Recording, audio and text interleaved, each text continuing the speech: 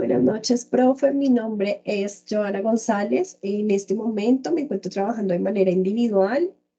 Eh, Soy estudiante de la maestría en educación. Este video va como ejercicio práctico desde la asignatura de evaluación educativa con la actividad número 5, caso de enfoques de evaluación, en donde se hace como una invitación a realizar un caso de evaluación puntual que tenga un enfoque y un modelo de evaluación al cual se le puede hacer a través de unas preguntas orientadoras, un análisis y y se pueda generar una postura crítica frente al mismo. Entonces, desde allí me permito compartirles pantalla para poder dar con prontitud el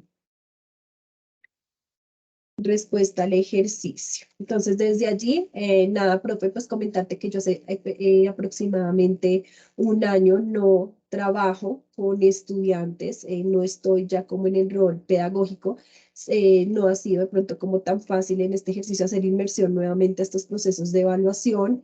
Ahora también es importante que tengas el contexto que yo trabajaba con educación inicial. En educación inicial no hay valoración cuantitativa y nada de este proceso tan bonito que hemos venido un poco decantando con este ejercicio de invitación de investigación que tú nos has propuesto. Sin embargo, volviendo a la mirada, cuando fui pedagoga desde fortalecimiento técnico, tengo un caso que fue el que analicé y el que me permití traer el día de hoy. Entonces, desde allí, pues nada, empezamos con el ejercicio, teniendo en cuenta que, pues digamos que los requerimientos era tener como el caso, revisar el paradigma que vamos a utilizar, el modelo de evaluación, la presentación general del caso, el objetivo y objeto de la evaluación y el concepto de evaluación en el caso escogido, que será un poco el trasegar de esta presentación, que espero no tarde más de 10 minutos. Efectivamente, el taller que yo realicé cuando fui eh, profesional de acompañamiento técnico fue una cualificación de herramientas digitales para maestras de colegios oficiales del distrito. Desde allí, pues el paradigma que utilicé con el que me sentí identificada en este proceso de lectura es el constructivista, efectivamente, porque es el que nos permite a nosotros, pues, materializar de manera genuina en las atmósferas educativas, el construir con el otro, el construir desde lo tangible, en donde el estudiante es el protagonista, y pues desde allí generar esos procesos de aprendizaje.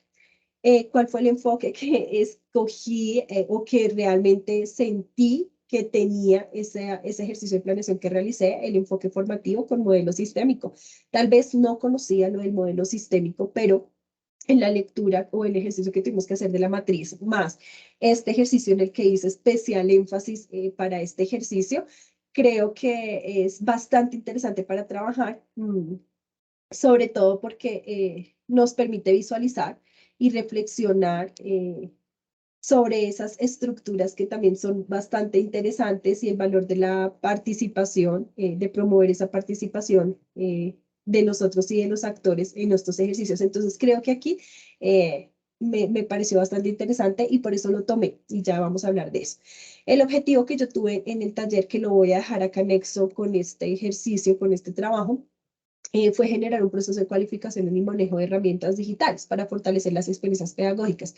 ¿Para quién fue dirigido? A maestras y maestros de educación inicial de los colegios distritales oficiales del distrito. Entonces, ¿qué hice allí? Bueno, eso era un taller formativo que tenía un componente de realimentación y mentoría. Que quiero decir que un componente de realimentación y mentoría es un acompañamiento un poco más activo, acorde a las necesidades y los intereses del equipo que estaba participando del taller.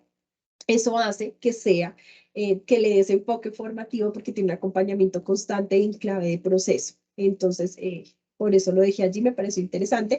Y pues que también tiene un componente de trabajo individual, que es como también la disciplina, porque está como el rol del docente, pero también el rol del estudiante, ¿no? Y pues anexo, que ya se encontrará la planeación del taller, que también me parece interesante que la puedan observar, que ya la tengo acá, en donde está pues organizado, muy estructurado,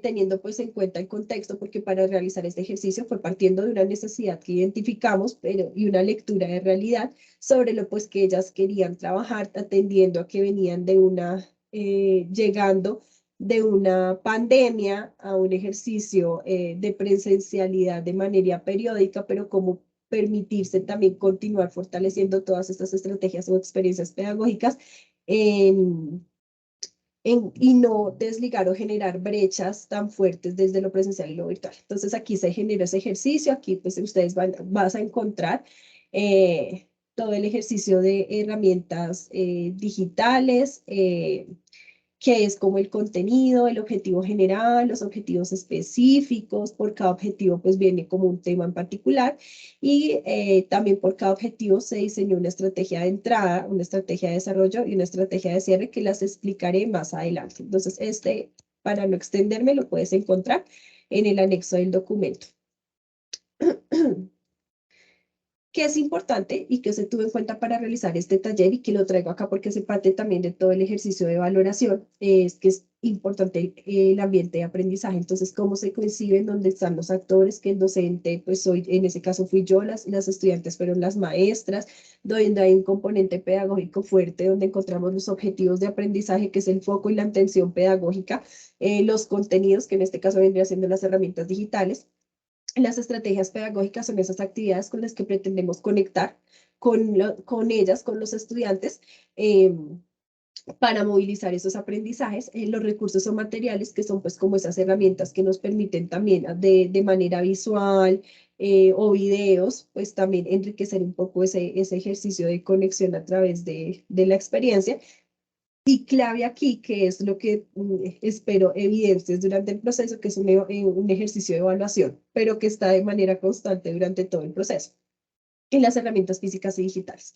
Acá pues tuvimos para hacer el diseño de esos objetivos, pues el qué, que alude como a la acción, que es lo que vamos a hacer, y por lo general se expresa con el verbo. Acá lo dejé pues porque hizo parte también del ejercicio, que es diseñar ambientes de aprendizaje en online a partir eh, del aprendizaje activo, que es un poco desde esa pedagogía constructivista, y el diseño de estrategias pedagógicas con un software libre, ya. El cómo, pues que es cómo se define el medio para el logro de la acción, y los criterios de actuación, que cuánto se espera lograr, que es un poco, por ejemplo, el diseño de una estrategia pedagógica con un software libre. ¿Cómo vamos a medir ese aprendizaje? Eso es un poco lo que me lleva a la evaluación durante el proceso. ¿Qué es lo que yo quiero que las maestras hagan al final del proceso, después de generar esas comprensiones? Generar una experiencia pedagógica que tenga que sea mediada también por una plataforma digital, que sea llamativa y ya. O sea, entonces ese es como el objetivo también de aprendizaje que se traza.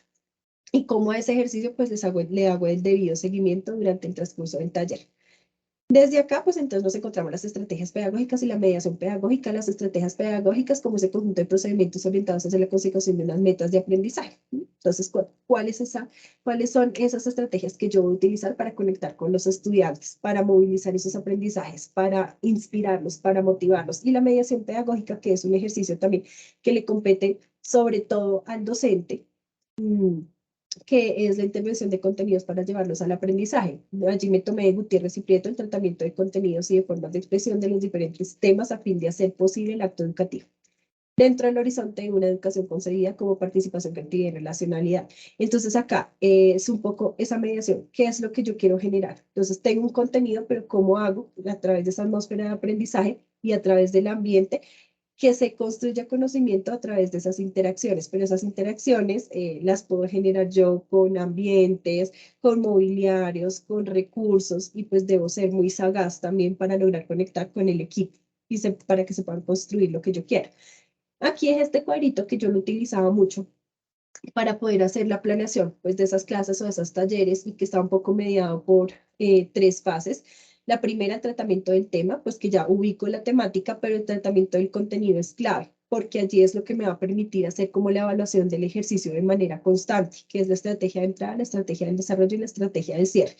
Aquí es súper clave desde ese enfoque formativo, porque de manera puntual en cada uno de los objetivos o en cada acción, en cada estrategia que yo utilizo para dar respuesta en cada actividad, voy a hacerle seguimiento al aprendizaje. El lenguaje y los conceptos básicos, que pues eso se desarrolla en cada actividad. Y la fase 2, que es el tratamiento del aprendizaje, que son ejercicios, actividades y contexto, que es lo que es allí donde se recogen a través de juegos, Mentimeter, formulario, mapas, fichitas, donde yo recojo también todo lo que se ha logrado construir. Y el tratamiento de la forma, que es como ese uso de medios, pero también ya como para cerrar, qué es lo que nos llevamos. Aquí dejé la precisión de la estrategia de entrada, desarrollo y de cierre.